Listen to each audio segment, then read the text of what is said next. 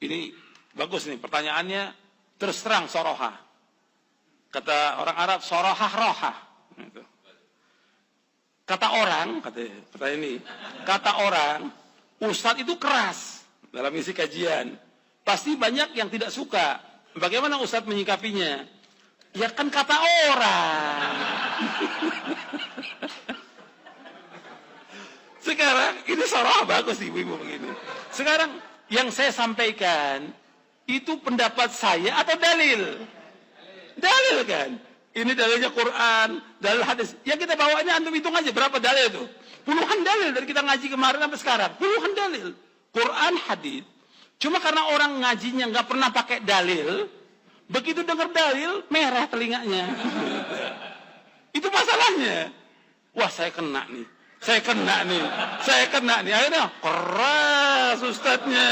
Kenapa dia kena terus? Ini maksiat, ini dosa, ini nggak sholat berjamaah, ini cukur jenggot, ini nggak pakai jilbab. Kena terus dari kemarin. Jadi apa kesimpulannya pulang? Ustadznya keras. Padahal justru ini kita sayang kepada umat. Saya bawakan, ya antum lihat di surah At-Taubah tentang Nabi Muhammad sallallahu alaihi wasallam. Allah berfirman dalam surah At-Taubah ayat 129, "Laqad ja'akum rasulun min anfusikum azizun 'alaihi ma 'anittum harisun 'alaikum bil mu'minina raufur rahim." Telah datang pada kalian seorang rasul dari diri kalian, dari jenis manusia, dari bangsa Arab. Azizun 'alaihi ma 'anittum. Terasa berat bagi dia apa yang menyusahkan kalian. Harisun 'alaikum, berkemauan keras untuk memberikan hidayah kepada kalian. Memberikan hidayah kepada kalian dunia dan ukhrawi. Bil mu'minina raufur, sangat kasih dan sayang kepada umat. Anda melihat bagaimana Nabi dalam berdakwah sallallahu alaihi wasallam. Nabi menjelaskan kepada umat. Untuk apa? Untuk bertauhid kepada Allah, untuk meninggalkan berhala-berhala. Nabi larang mereka berbuat zina, Nabi larang mereka minum khamar, Nabi larang mereka berpakaian telanjang, disuruh pakai jilbab. Dijelaskan semua Nabi. Disuruh mereka untuk sholat berjamaah. Dilarang mereka berbuat syirik, berbuat kekufuran, dilarang mereka berbuat bidah. Ini sayang kepada umat. Ini sayang kepada umat. Dilarang mereka durhaka pada orang tuanya. Ini bentuk sayang. Nah sekarang yang ada para dai, para ustadz tidak menjelaskan itu. Apalagi bicara soal bid'ah, anti bid'ah, mereka nggak mau sebut bid'ah karena dianggap oleh mereka memecah belah umat. Justru dengan kita sebutkan bid'ah, yang pertama kali menyebutkan bid'ah siapa? Rasulullah SAW. Justru kita jelaskan kepada mereka agar umat tidak jatuh dalam perbuatan bid'ah, agar umat tidak jatuh dalam perbuatan syirik. Jelaskan kepada mereka bentuk-bentuk kesyirikan yang masih dilakukan oleh kaum muslimin. Nah, bentuk kesyirikan banyak yang sudah saya contohkan kemarin. Banyak dilakukan oleh kaum muslimin. Nah, ya, tadi juga saya jelaskan. Nah, ini harus dijelaskan supaya apa? Supaya mereka tidak berbuat syirik. Pokoknya jatuh dalam kesyirikan, kesian mereka. Ancamannya apa? Neraka. Ketika mereka berbuat dia, ancaman neraka. Ketika mereka durhaka pada orang tua, ancamannya neraka. Ketika mereka makan riba, ancaman neraka. Ketika mereka tidak pakai jilbab yang sempurna, ancaman neraka. Karena bukan dua golongan yang termasuk neraka. Di antaranya perempuan-perempuan yang berpakaian tapi telanjang. Ancaman masuk neraka. Nggak main-main neraka. Kalau antum mengetahui tentang api dunia yang paling panas di muka bumi ini, di mana? Enggak, yang panas di muka bumi apa aja? Bukan, saya contoh. Apa aja yang panas di muka bumi? Maka neraka lebih panas lagi daripada itu. Apakah bentuknya lahar atau apa saja? Yang orang ditaruh mateng, gitu. Panas sekali, membakar. Neraka lebih daripada itu. Kan kalau sudah begitu orang hati-hati. Mesti berarti ini berkaitan dengan neraka.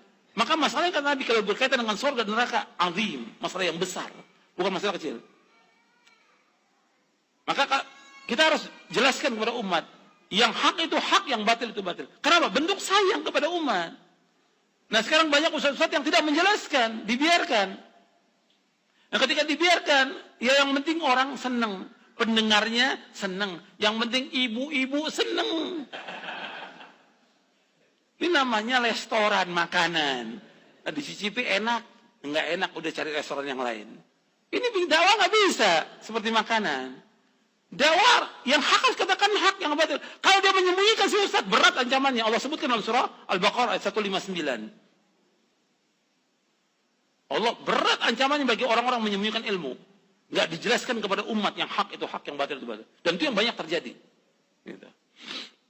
Nggak boleh dalam Islam. Kita harus jelaskan. Nah akhirnya gimana? Tuduhannya karena kena dia syirik, ada dia berbuat. Bid'ah ada, maksiat ada. Akhirnya apa? Keluar dari kajian keras. Padahal justru tegas bukan keras. Ini bukan batu loh, dalil ayat Quran dan hadis, bukan batu. Jadi dianggap keras. Kemudian kalau ada yang menyampaikan enak, oh sejuk. Jadi gimana?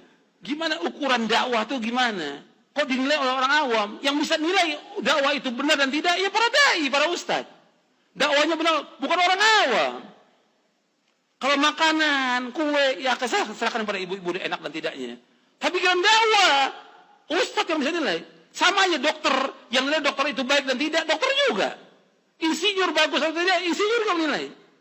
Begitu juga dakwah yang menilai para ustadz, yang paham tentang Quran dan Sunnah al-Fahmi salaf. Baru dia bisa nilai, baik atau tidak. Bukan orang awam, bukan ibu-ibu, bukan. Lagi pakai perasaan nilainya. Ya rusak agama ini. Jelas? Makanya, antum lihat, pernah Nabi SAW ditanya oleh seorang sahabat, ya Rasulullah, ada seorang wanita. Dia rajin sholat malam, tapi lisannya mengganggu tetangganya. Sahabat bilang, dia orangnya baik, rajin sholat malam. Apa kata Nabi? La khaira fiha, hiya min ahli nar. Tidak ada kebaikan bagi perempuan itu. Dia termasuk penghuni neraka.